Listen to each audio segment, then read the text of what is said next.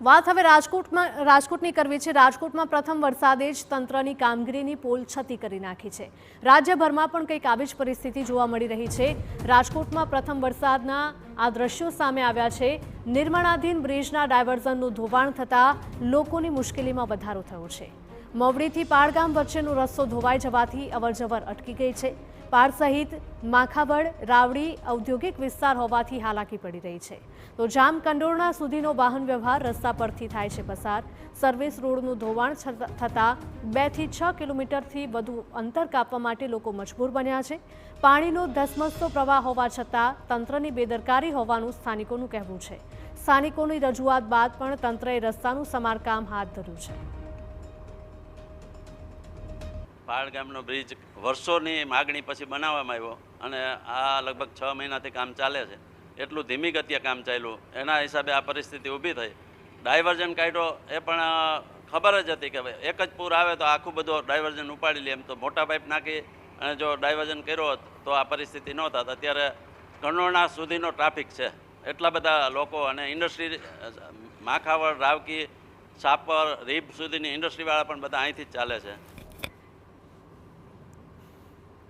તો જામકંડોરણા સુધીના વાહન વ્યવહારની માઠી અસર પહોંચી છે। રોજ અવરજવર કરતા લોકો અને વેપારીઓમાં પણ ભારે રોષ જોવા મળી રહ્યો છે, કારણ કે રસ્તાનું અને કોઝવેનું ધોવાણ થયું છે। તેના કારણે રસ્તો પસાર કરવો પણ હવે લોકો માટે મુસીબત સમાન બન્યું છે। રાજકોટમાં પ્રથમ વરસાદે જ માર્ગ અને મકાન વિભાગની પોલ ખુલી ગઈ છે।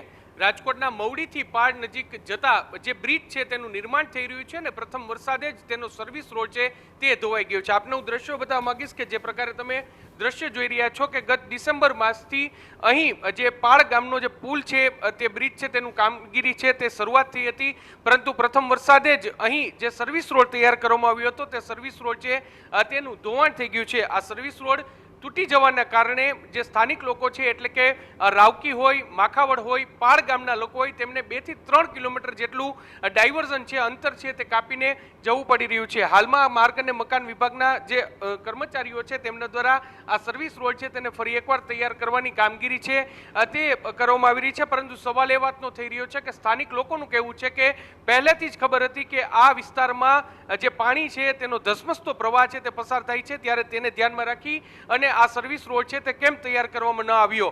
હવે જ્યારે પ્રથમ વરસાદે જ માર્ગ અને મકાન વિભાગની પોલ ખુલી ગઈ છે ત્યારે તેમના દ્વારા જે સમારકામ છે તે કરવામાં આવી રહ્યું છે। હજુ તો ચોમાસાની શરૂઆત છે, આગામી દિવસોમાં હજુ પણ જે વધુ વરસાદ પડે તેવી પૂરી શક્યતા છે અને તેની વચ્ચે માર્ગ અને મકાન વિભાગ દ્વારા યોગ્ય કાર્યવાહી કરવી એટલી જ જરૂરી છે, કારણ કે ડાયવર્ઝન એ ગાડા માર્ગ છે અને તેમાંથી પસાર થવું સ્થાનિક લોકોને ભારે હાલાકી પડી રહ્યું છે અને 2 થી 6 કિલોમીટર સુધીનો લાંબુ અંતર છે તે કાપવું પડી રહ્યું છે, ત્યારે આ સમગ્ર મામલે યોગ્ય કાર્યવાહી થાય એટલી જ જરૂરી છે। કેમેરા પર્સન ભાવેશ લશ્કરી સાથે મોહિત ભટ્ટ, TV9 રાજકોટ।